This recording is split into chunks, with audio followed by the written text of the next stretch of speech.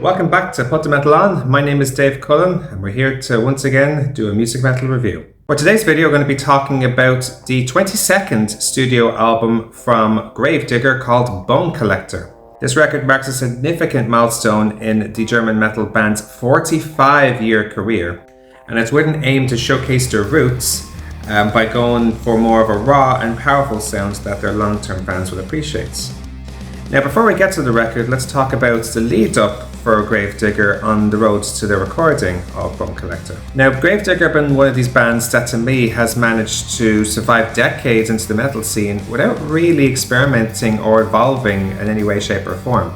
Since their formation in 1980, they've quickly established themselves as one of the big bands of the German classic metal wave alongside Accept and Running Wilds. But while some of these bands have evolved their sounds, for example, Accept went on to experiment with some groove metal, Gravedigger for the most part remained stuck in their own formula. Straightforward, heavy and power metal with war, history and death-themed lyrics. And by the time they got to the 2010s, their biggest issue became creative slowdown. In comparison, Gravedigger's early work, such as Heavy Metal Breakdown or The Reaper, had an aggressive edge that felt really raw and powerful. But by the time they got to the 2000s and the 2010s, they had settled into a predictable and almost factory-like songwriting process. A mid-tempo chugging riff, Chris Boltendahl's signature graveling vocals, a sing-along chorus, repeats. And it shows. Their later albums like Healed by Metal or Fields of Blood felt like paint by numbers as far as Gravedigger were concerned. There was no innovation, no willingness to experiment, and not really a real urgency in the actual music itself. Don't get me wrong, they had some strong releases as well, such as The Return to the Reaper in 2014 and The Living Dead in 2018. But even then, they felt like echoes of past glory rather than fresh statements. So with this record, it became a real opportunity to shake things up before Bone Collector. Bands like Judas Priest with Firepower, Accept with Too Mean to Die, and even Running Wild with Blood on Blood have proven that long-running metal acts can still modernize while staying true to their roots. But instead of re-innovation, Gravedigger doubles down on their own formula.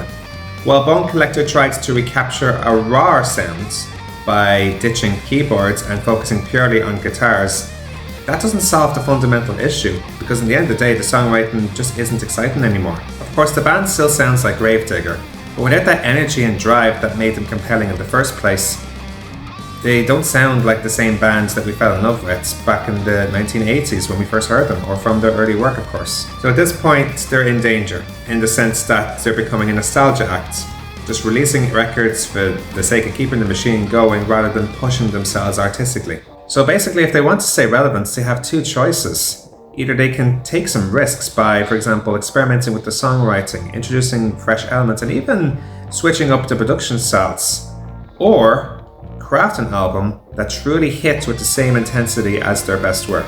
Otherwise, they risk fading into the background of a genre that has long since moved on without them.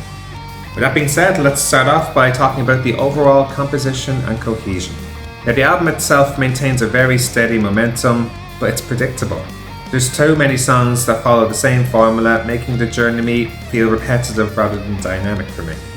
Don't get me wrong, there's tracks like Bone Collector and The Rich, The Poor and The Dying that do set a powerful tone, but there's no real progression for me. It's just one song after the other with little to no difference if you ask me.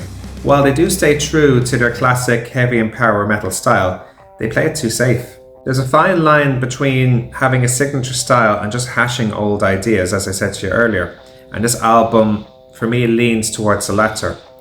You won't find too much innovation here. As I mentioned, most notably, the album completely omits the keyboards entirely, focusing solely on guitar, bass and drums.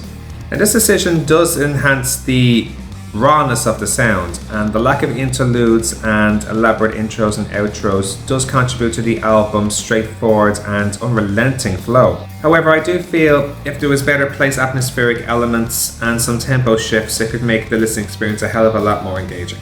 For a 46-minute album, it doesn't overstay its welcome, but it doesn't leave a lasting impact either. The pacing is way too linear. Without any peaks or valleys, the songs blend in almost too well together, making it hard to distinguish one from the other, as I mentioned to you before.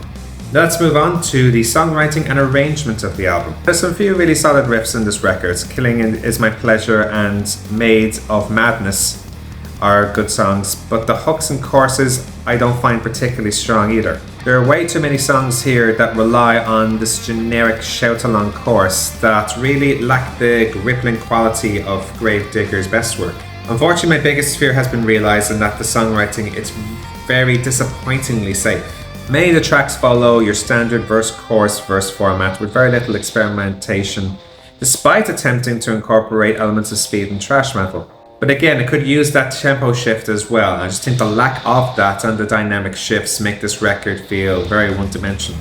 The aggressive and dark atmosphere is definitely there, with Chris Boltendahl's vocals creating a sense of intensity, but it doesn't hit as hard as it should though either. The energy does feel very forced at times, as if the band are trying to recapture past glory rather than really pushing themselves. Lyrically, I mean, Gravedigger haven't really been known for being groundbreaking regarding their lyrics, and even by their standards, this album's themes feel very uninspiring to me. I mean, it trends familiar grounds: death, darkness, war, but without much more depth and creativity, so there's no surprises there for me. Now let's talk about the performance and musicianship. The playing is solid, so there's no arguments there, but it lacks excitement. The guitars are pretty good, and new guitarist Topaz Kirsting brings a fresh energy with his riffs and solos, but it doesn't deliver any standout moments, and the rhythm section does its job without adding much flair, so it's fine, really. Therefore, the performances feel more mechanical rather than passionate. Let's put it this way, there's a difference between playing well and truly selling the emotion of a song, and this album leans more towards the technical execution rather than the raw feeling. So it shows that they're definitely trying to write for the sake of writing with good musicianship, but there's no passion behind it at all. Even with the vocals by Chris Boltendahl, I find it very divisive.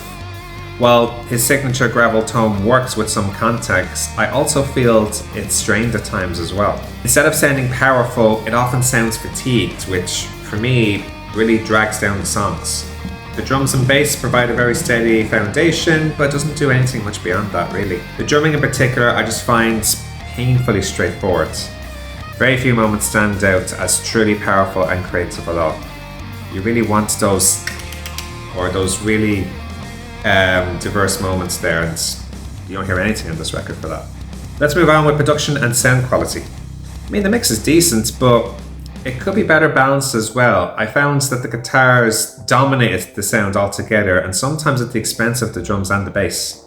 And while I understand they're trying to go for a raw sound, their attempts have made the sound feel almost thin, without being full-bodied. And even then, despite the gravelly and heavy enough guitar tone, which you'd want for a classic heavy metal sound, it lacks that bite. So it's almost too polished, which ironically takes away from the raw aggression that the band have been aiming for. So rather than going for too raw, it's too polished to the point where it doesn't sound raw at all.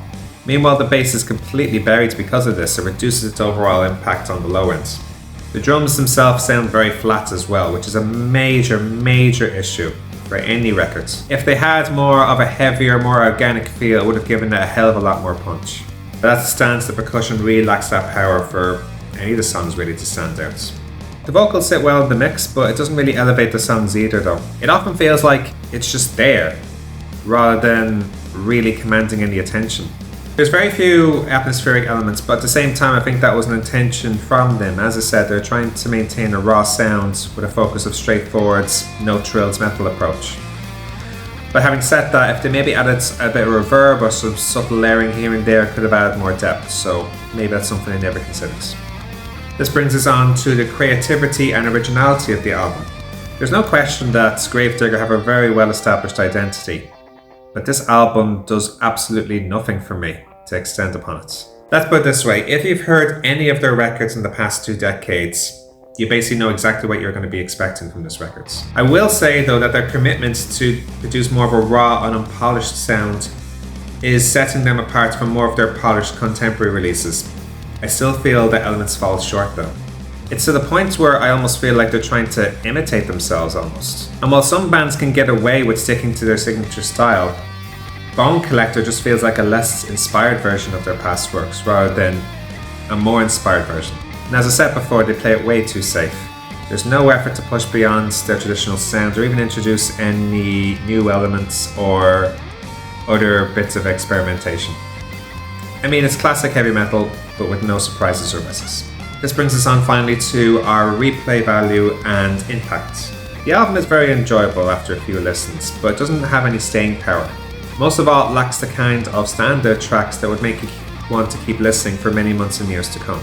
I mean, if you're to pick some highlights, The Rich, the Poor and the Dying is a good song, Maiden Madness is a good song, so they do have some memorable moments, but they don't even reach close to the level of their best work.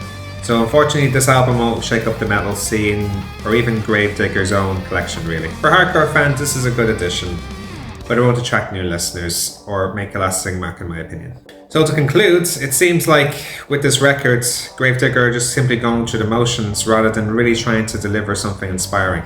The lack of variation in the songwriting, the flat production, and the absence of some really real risks have made this a very forgettable entry in their catalogue for me. I mean, if you're a die-hard fan, you still might enjoy it as a very solid heavy metal record, but it's not going to be remarkable.